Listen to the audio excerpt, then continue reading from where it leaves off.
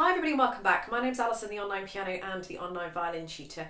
Today I'm going to be going through a tutorial from the mini concerto from my Simply series range of books. The link to where to get this from will be in the description bar underneath this video, and this book contains 3 movements, so it's a mini concerto in the key of G major. So I'm going to be going through part 1 or movement 1 in this video. The other movements are going to be in other videos and they will also be linked directly underneath this video. So if you want to know how to play the first movement from my mini concerto in G major, then please keep watching. And what I'm going to do now is just explain what I've done with the music to make this as super simple and easy as possible. What I've done is the following. So on all of the notes, above all of the notes, I've put all of the fingering that you will need for every single note. Above that will be what string you're going to put the finger on. So that's to kind of help all the beginners and all the newbie violinists out there that might be struggling with that. So the only thing that you'll need to kind of get a grip of is the rhythm. But I have made the rhythm as easy as I possibly can, obviously without losing kind of the quality and the melody. You've also got the performance videos, or the performance at the beginning of this video. I've got a separate performance video and that will all be linked in this book. The actual performances and everything are all linked in the first page, or page 2 of this book anyway. So you'll be able to use a performance video to understand and to kind of, learn how the song goes, so to speak. But it's fairly self-explanatory. The first one is an open on the G string. The second note is a 2, which is also on the G string. The third note is an open D, because it says above here. The third note, or the note after that, sorry, is a third, so I can't see it from the camera, is the third finger, which is on the D string.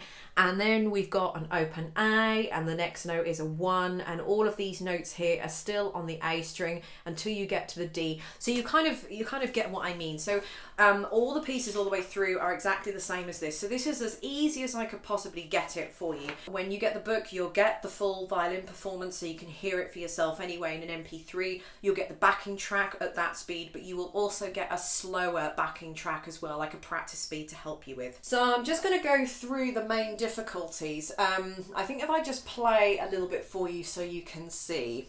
So an open G, a 2 on G, which is next to where the third finger is, and then an open D, a 3 on D, open A, 1 on A,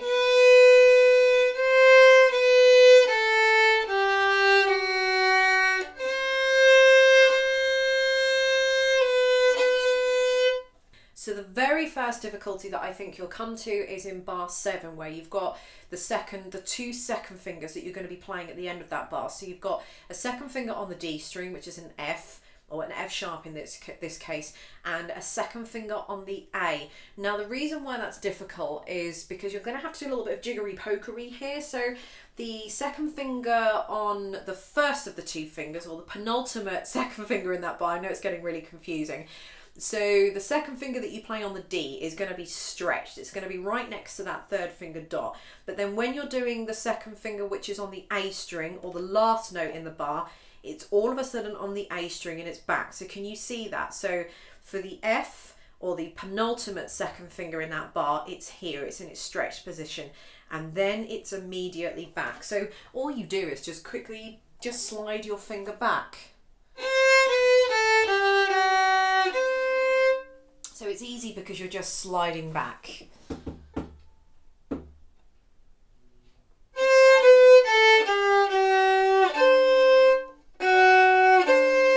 And if you do that quickly enough and you and you get the bow angle right with it, I'm just trying to, excuse my bow angle, I'm just trying to get the, tilt the violin and do it at the same time, but. So when I did that, I did exactly the same thing. I did it at full speed. And by the time you've played that, it's all off and away. So just drag your finger back. Don't lift your finger up. Just kind of keep it in contact with the string and just simply kind of pull it back. So you'll feel the D string kind of coming out from under your finger as you kind of sort of pull it back there. You won't get the sound of the strings when you've got your bow on, but Can you see that I'm not actually lifting? As soon as you start lifting things up, then you start getting open strings in between them. I've got a couple of fourth fingers that I've written in there. I would advise that you do those fourth fingers. You can exchange them for open strings if you really want to, but the reason why I've specifically put them as fourth fingers is just to kind of keep the continuity. So in other words, you're keeping everything on the same string. For example, for bar 17, you're starting off with E's in fourth fingers. So the bar before it, bar 16, you've got a 1 and then a 2 and then a 3, and that's all on the A string.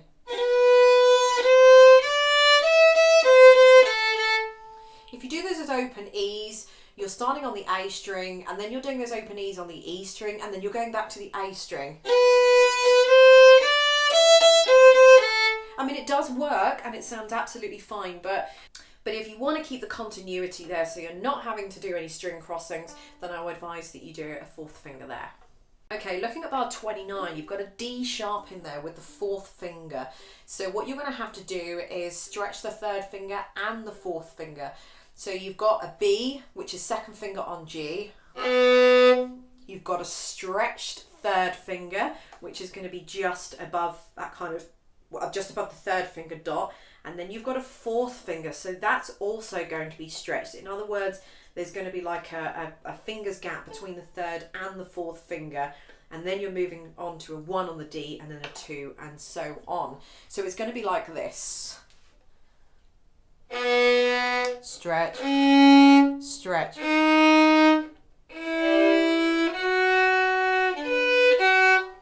I'll do it again. So can you see there that I've got my second finger here just right up against the third finger, or close to that, where the third finger would go. Then I've got my third finger stretched above the dot, and then I've got my fourth finger stretched above that. So in other words, there's kind of a finger's gap in between each of those. So if you can sort of see the position, they're quite equally, it looks quite nice as a pattern, so they're quite equally spaced there. This fourth finger is a nightmare. It is a stretched fourth finger, and especially on the D string. I'm sorry guys, it's just, I've been really awful to you, but you know, just think of it as all good in the long run. So if you can stretch that fourth finger, what you want to do is kind of, what I tend to do is I play with the pad of my thumb here, so it allows me to kind of levitate up and around and move my hand wherever I want to. So what that means is that when I do the G string, my thumb comes further under and my hand comes all the way over. So can you see how I'm able to kind of, I mean, I can kind of reach without too much effort, or without moving my thumb from the same position. I can kind of reach all the way up here, which is far more than where I need to. So that's what you need to do with your hand.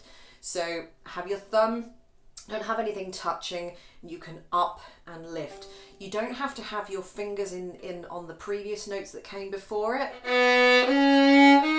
So when I get to that, I tend to sort of lift off the other ones so that I can get there. So I know I've been super mean, you know, but that's what I really wanted to make it sound good. So there we go. So that's where you do the D sharp. You've got another one of those in bar 37 as well, so the same thing applies there. When you get to bar 45, you just pause a little bit briefly. What you'll need to do is just learn where that is in the piano. I've tried to count it. So 2, 3, 4. So I've almost extended that by another 2 beats. So what I'm talking about is in bar 44, the second finger, which is on the E, directly underneath where it says pause briefly. If you kind of count to 4 and then carry on to the next bar, it should work out. So 1, 2, 3, 4. So I know when it says pause briefly, you wouldn't normally count those pauses, but I kind of did it that way. Otherwise, it would just make it so much more complicated trying to learn the length of that gap when you're playing the piano. And you know, you'll be playing it sort of thinking, when is it? Oh, you know, and you're going to end up missing it, and you know, trying to learn that gap would just be terrible. So if you count to 4 on that little bit, that should help you keep it in time with the piano. When you get to the end, you've got what we call a little bit of double stopping. This is optional. You've got second finger on the E string and the first finger on the A string. So I've kind of done it so that the E is for the top note and the A is for the bottom note. But what you're going to be doing is that the second finger is going to be just next to the first finger, and the first finger is going to be on the blue dot on the A string.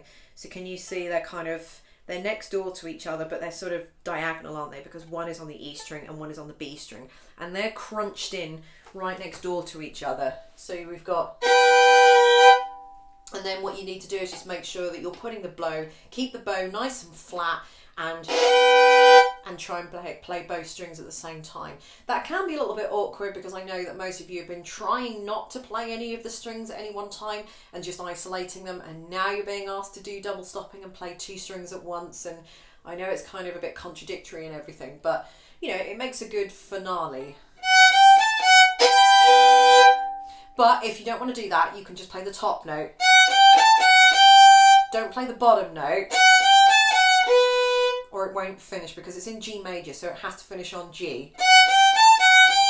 Or if you want to do that, you know, have a go at the double stopping. It'll be good for you to do. So there we go. Thank you very much for watching. Don't forget to check out part 2 or the second movement for this little mini concerto, and that will be linked in the description bar directly underneath, and where you can buy the book from as well, or the whole concerto, which comes with MP3 backings and all that kind of good stuff. That will all be linked underneath as well. So thank you for watching. Check out the other video, and I'll see you in the next one.